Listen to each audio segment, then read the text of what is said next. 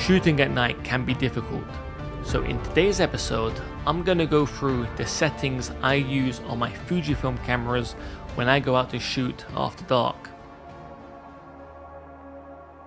It's worth noting that I mostly do street photography at night time and it's all handheld, so I'm not using a tripod. Also, I don't like to constantly change my settings while I'm out shooting. If anything, I want to worry less about what's going on inside my camera and focus more on what's going on around me. So first up, shutter speed. Of all the settings I'll talk about in this episode, this probably has the biggest impact on the photos you take. It also gives you a lot of creative options and probably is the setting I change the most while I'm out shooting at nighttime. So the shutter speed refers to how quickly the shutter inside of your camera opens and closes. The longer your shutter is open, the more light is let into the sensor, and the quicker it closes, the less light. So you're probably thinking, while you're shooting at nighttime, why don't you always shoot at slower shutter speeds to let in more light? However, the longer your shutter is open, the more you'll introduce motion blur and camera shake. Now those can be interesting for creative reasons and I'll get into that later, but for the majority of your street photography at nighttime, you probably don't want either of those effects. So usually at nighttime, if I'm looking to freeze motion or freeze my subject, I'm shooting at shutter speeds at between a 50th and an 80th and above. However, if for creative reasons I do want to bring motion into a photo I'm taking, then I will shoot at anywhere between an 1/8 of a second to a 30th of a second. One of the fun things about shooting at nighttime is getting creative with these slower shutter speeds, and it's something I really like to do and I've been experimenting with more and more recently. To make things easier, on my Fujifilm cameras I use auto ISO settings when I'm shooting at nighttime. Here I set my minimum shutter speed to a 50th of a second. This way, for the majority of my shots where I'm looking to capture clear images and freeze motion, I let the camera set the correct shutter speed, and if I want to get creative and shoot with slower shutter speeds, I just use the dial at the top to override the settings in the camera. So next up is aperture. Now your aperture refers to how much light is let through your camera lens into your camera sensor. Now the easier way to think about this is, the lower your f-stop number, the more light will be let into your camera. The higher the f-stop number, the less light will be let through. So at nighttime, as there is less light around, you're going to want to use the lowest f-stop number on your lens. So if you have a f1.4 lens, shoot at f1.4. If you have an f2 lens, shoot at f2 and so on. Now in my experience shooting with Fujifilm, I've had no issues shooting at nighttime with an f2.8 lens or an f2 lens. So you don't need a wildly expensive prime to shoot at nighttime. I often shoot with the Fujifilm f2 primes, which are some of their cheapest lenses.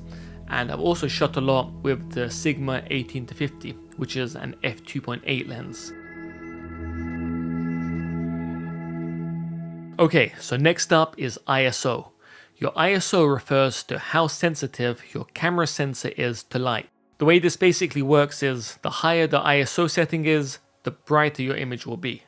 Now, you're probably thinking, if you're shooting at nighttime, why don't you just raise the ISO all the way up? Unfortunately, as you raise your ISO, you start to introduce more and more noise. And the higher your ISO is, the more noise you're going to see. Now this digital noise doesn't look great, and it also makes your photos harder to edit in post. Basically, you lose both your detail and dynamic range as you bring more noise into your photos. So when I'm shooting at nighttime on my Fujifilm cameras, using the auto ISO function, I set the upper ISO to 3200, the minimum shutter speed to a 50th of a second, and I adjust the aperture manually on the lens. So next up, it's the exposure compensation dial. Now this dial is an easy way to either increase or decrease the exposure of the photo you're taking. I actually use this dial pretty often at nighttime to preserve the details and highlights. When you're out shooting at night, you can often overblow the highlights in your scene because the contrast between the brightest spot of your image and the lowest is pretty high, so your camera tries to find a midpoint, and in doing that it will often overblow the highlights. Unfortunately, most cameras are really good at bringing details back out of shadows, but not so good when it comes to recovering details out of blown out highlights. So what I tend to do is I reduce the exposure of my images and slightly underexpose all the photos I take. This way, when I bring it into Lightroom afterwards, I can bring those shadows out while still preserving the details in the highlights. Next up, it's white balance, and I set this to auto on all of my Fujifilm cameras, and this is because I always shoot RAW. When you shoot RAW, you can easily adjust the white balance in post in apps like Lightroom, so you don't really have to worry about it while you're shooting. Also, when shooting at nighttime, because there are so many different sources of artificial light, the camera can get pretty confused at which white balance to set. To be honest, I do recommend everybody shoots in RAW, especially at nighttime. You're going to have more dynamic range and more room to edit in post afterwards. When it comes to focusing while shooting at nighttime, I'm using single point autofocus. I find the continuous autofocus on Fujifilm cameras to be inconsistent and unreliable, especially with the 3514 or the 5612. So I stick with single point, and I find manual focusing on Fujifilm lenses to be pretty bad. So I'm using single point, the smallest autofocusing zone, and I use the joystick to set my focus point. One final thing, all of the photos in this episode were edited using my preset pack Cinefilm. If you are interested and want to support the channel, I have a link to that preset pack in the description below. Alright, so that is how I shoot at nighttime. It's probably worth noting that there is no right or wrong way to go about this. These are just the settings I use when I go out to shoot at night. If you have any questions about the settings I use, please drop them in the comments below and I will try to get back to you. A huge thanks for watching this episode, and I'll catch you in the next one.